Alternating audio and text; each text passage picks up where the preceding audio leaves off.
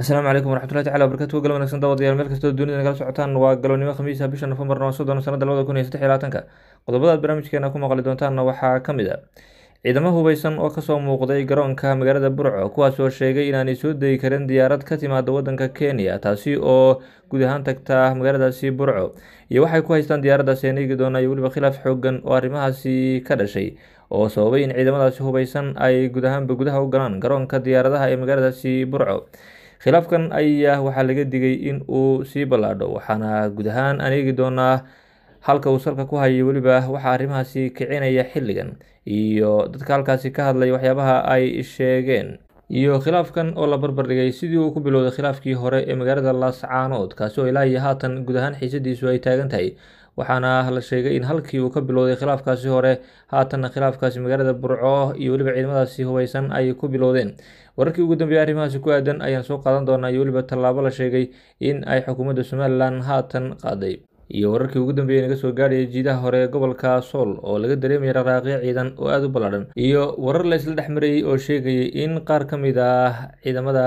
Khaatumo ay bilaabeen inay guud ahaanba diyaarsadaan gaadiid ay Somaliland calaamadeeda ku buufiyeen kuwaas oo loogu talagalay in lagu khalkhalgeliyo guud ahaanba ciidanka Somaliland oo kala shaki dhexdooda looga abuuro. Arrimahaasi ayaan eegi doonaa iyo weliba waxaa ka jira xogtaasi oo qaar ka mid ah guud ahaan baraha bulshada lagu baahiyey. Wararkii ugu dambeeyay arrimahaasi ku aadan ayaan soo qaadan doonaa iyo weliba dhaqdhaqaaqyadaasi ciidan ee soconaya iyo doon laga leeyahay wadanka Iiraan oo la sheegay in lagu afduubtay xeebaha Soomaaliya iyo wararkii ugu dambeeyay ee arrimahaasi ku aadan afduubka dooniyaha iyo maraakiibta kala duwan ee badweynta Hindiya iyo sidoo kale kuwa Soomaalida xeebahooda soo galaba oo haatan dib usoo cusboonaaday iyadoo la ogaaday waxa guud ahaanba sababay in haatan ay dib usoo laabtaan afduubyadii kala duwanaa ee ka dhici jiray xeebaha Soomaaliya oo caan ka noqday dunida balse mar kale soo rogaal celiyey. Sababta ugu weyn ee arrimahaasi ayaan eegi doonaa oo la ogaaday ama haatan la soo saaray. Qodobadaas iyo qodobo kale faahfaahsan ayaad barnaamijka galabnimo ku maqli doontaan saaxiibayaal soo dhawaada. Aan ku bilownay wararka ka imanaya magaalada Burco ee xarunta gobolka Togdheer ayaa waxay sheegayaan in ciidamo hubeysan ay kasoo muuqdeen garoonka diyaaradaha ee magaaladaasi Burco isla markaana ay sheegeen inaanay soo degi karin diyaarad ka timaada dhanka wadanka Kenya taasi oo la sheegay in magaalada Burco ay keento qaadka wadankaasi Kenya dhankeeda ka imaada. Waxa ay sheegeen dadkaasi oo iyagu sheegtay inay yihiin dad deegaankaasi u dhashay isla markaana ah ganacsatada qaar ka mid ah dadka qaadka ka ganacsada ee magaaladaasi Burco in ay guud ahaan u diidan yihiin in diyaaradaasi ay imaato magaaladaasi Burco sababo la xiriira in saamigoodii ay ku lahaayeen qaadkaasi mirooga in la boobay ama meesha laga saaray isla markaana iyaguna aanay ogolaaneyn in diyaaradaasi ay kasoo degto magaalada Burco ee xarunta gobolka Togdheer.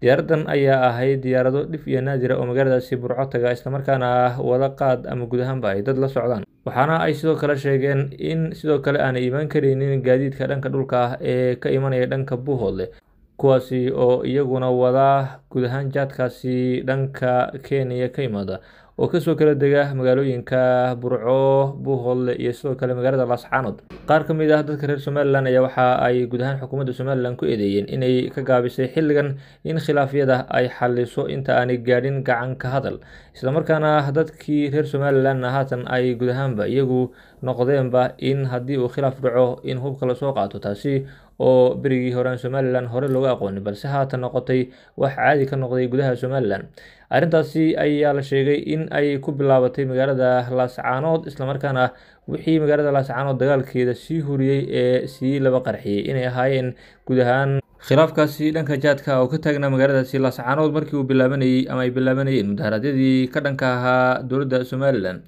Waxaana la sheegay haatan in dhibaatadaasi ay noqon kareyso mid horseedi karta in dhibaato kale ay ka dhacdo magaaladaasi Burco maadaama ay ciidamadani ama guud ahaan raggani ay yihiin kuwo hubeysan oo kasoo muuqday garoonka diyaaradaha ee magaaladaasi Burco. Xaaladda magaalada Burco waa caadi xilligan wax dhibaato ah oo ka taagan magaalada ma jirto balse waxa ay guud ahaan sheegeen dadkaasi ka hadlay garoonka diyaaradaha ee magaalada Burco in ay ka hortegi doonaan in diyaaradaasi ay kasoo degto magaalada Burco iyagoo aan la xallinin khilaafkaasi dhanka jaadka ka dhashay.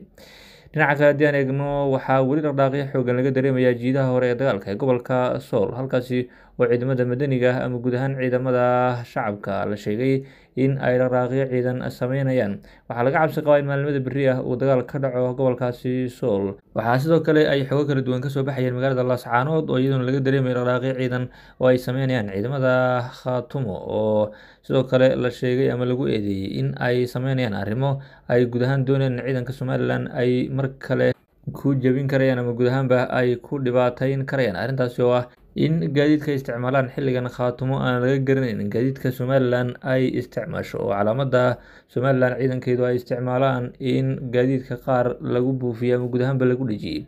Arrintan ayaa la sheegay in Khaatumo ay uga jeedaan istaraatiijiyado dagaal oo ay rabaan inay kaga hortagaan ciidamada Somalilan. Si kastoo xaalku hadaba, waxaa haatan laga dareemayaa jiidaha hore ee dagaalka ee deegaanadii hore loogu dagaalamay in dhaqdhaqaaqyo ciidan ay ka jiraan, oo labada dhinacba ay guud ahaan halkaasi ku dagaalami karayaan saacad walba. Maalinta Jimcahana waa ay kasii xag jirtaa, oo waa maalin waxa ay gobolkaasi ka noqotay maalin dagaal ama guud ahaanba maalin ay iska horimaadyo dhacaan. Waa tahay, haatan aan eegno wararka naga soo gaaraya xeebaha bari ee Puntland ayaa sheegaya in saacadihii lasoo dhaafay doon nooca kalluumeysiga ah oo laga leeyahay Iiraan lagu afduubtay maamulkaasi, gaar ahaan aagga degmada Qandala ee gobolka Bari. Gudoomiyaha degmadaasi Axmed Yuusuf Khuurshe ayaa waxa uu u waramay VO-da, waxaana uu xaqiijiyey in weerarka lagu qaaday doontaasi, isaga oo sheegay in ay ka haysteen rag burcad badeed ah.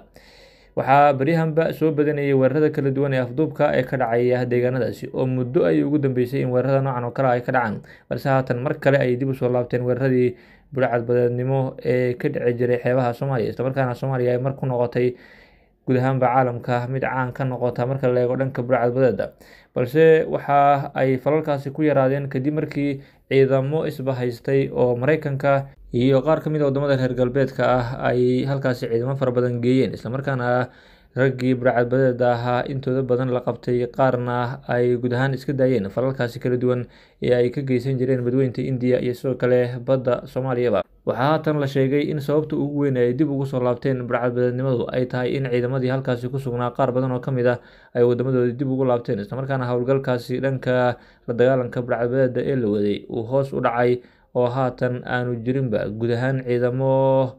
si joogto ah u kormeera badahaasi ama xeebahaasi kala duwan ee burcad badeedu ay ka howlgeli jireen. Arrintaas ayaa la sheegay inay sababtay in guud ahaanba ay haatan dib usoo laabtaan falalkaasi burcad badeednimo. Haddaba sababaha ugu waaweyn ee ciidamadaasi loo dhimay ayaa lagu tilmaamay inay yihiin dagaalada kasoo cusboonaaday ama guud ahaanba kusoo kordhay dunida ee ay ka midka yihiin dagaalka Ukraine iyo sidoo kale dagaalada kale ee bariga dhexe haatan ka taagan, ayaa waxa ay sababeen in ciidamadii halkaasi joogay la dhimo. Dhaqaalihii dunida oo sidoo kale hoos u dhacay ayaa isaguna waxa uu sabab u noqday in ciidamadu ay halkaasi kusii sugnaan waayaan, waxaana taasi fursad weyn ay u noqotay burcad badeedii Soomaalida oo dib u soo laabtay, islamarkaana howlgaladoodii dib uga bilaabay aagaasi. Waxaa burcad badeedani ay ku doodeysaa ama guud ahaanba ay ku doodayaan dhalinyarada Soomaaliyeed ee haatan howlgalada ka sameynaya badweynta Indiya in lagu soo xadgudbay badooda, islamarkaana kalluunkoodii iyo kheyraadkii badooda la dhacayo. Iiraaniyiinta ayaana ka mid ah guud ahaan dadka inta badan xeebaha Soomaaliya ka shaqeysta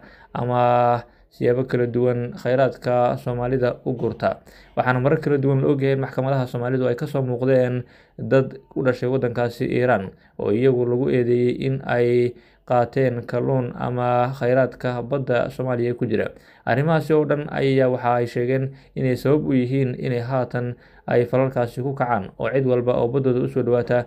ay afduubtaan ama guud ahaanba ay ka haystaan, maadaama aanay jirin ciidamadii badda ee Soomaaliya oo weli iyagu ah kuwa haatan la aasaasay ama dib loo dhisayo. Akhyaarta sharafta leh hawada nagala socoto, watan iyo kulanti dambe, nabadgelyo.